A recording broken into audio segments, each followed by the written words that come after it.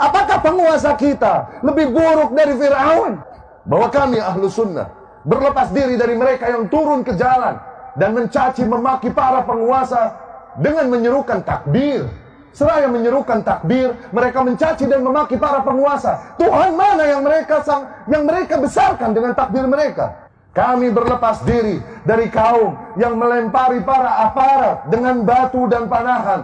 Dengan itu seraya mereka bersalawat kepada Nabi Sallallahu Alaihi Wasallam. Nabi mana yang mereka sanjung dengan salawat mereka? Sesungguhnya Nabi Sallallahu Alaihi Wasallam melarang tindakan demikian.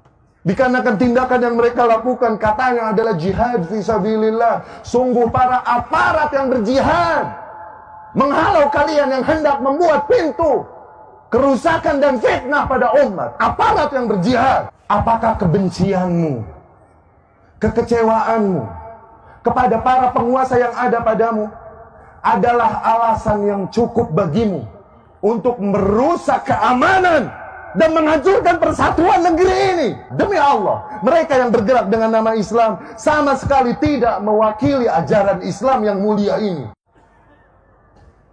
Penjajahan di era ini dengan cara yang dicontohkan oleh Abdullah ibnu Saba di masa awal fitnah, yang dimana pola inti mereka pertama menyebarkan dusta-dusta, hoax, kabar-kabar yang membawakan kebencian antara unsur-unsur masyarakat yang ingin mereka taklukkan. Dibawakan berita-berita sehingga terbentuklah dan tersusunlah kebencian antara para rakyat dengan penguasanya, antara ras dengan ras yang lain, antara satu suku dengan suku yang lain, antara satu agama dengan agama yang lain. Dibentuklah kebencian demikian dengan kabar-kabar dusta yang mereka bawakan. Tidakkah demikian pula cara Abdullah ibnu Saba? Demikian dengan mudah mereka membawakan dan menyebarkan kabar dusta itu dikarenakan media-media yang ada adalah mereka yang menguasainya.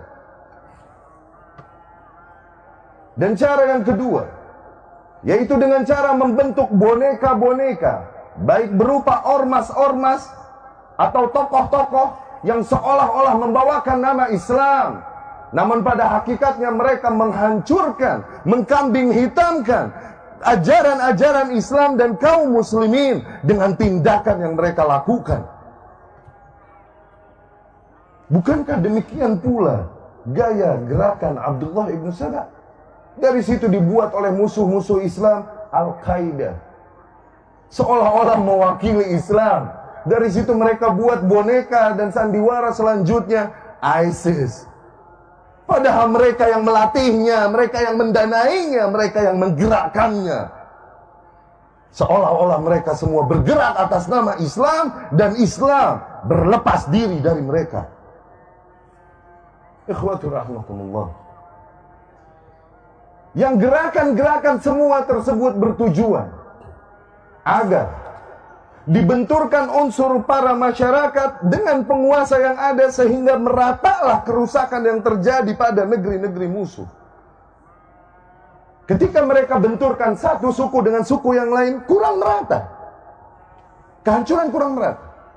Ketika mereka benturkan satu agama dengan agama yang lain, kehancuran kurang merata. Namun sangat efektif kehancuran merata di antara umat ketika mereka benturkan para rakyat dengan unsur penguasa.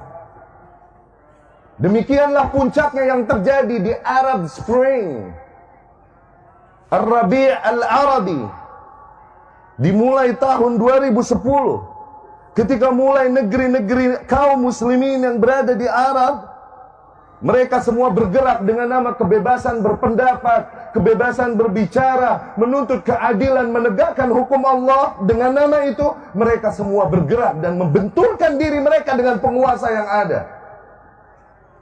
Dimulai dari Tunus, kemudian diikuti Libya, kemudian diikuti Syria, kemudian diikuti Mesir, kemudian Yaman, dan seterusnya. Tidakkah kita melihat apakah perbaikan yang ada terjadi pada mereka atau justru kehancuran yang berkali-kali lipat? Ketika itu semua terjadi, dipalingkanlah media-media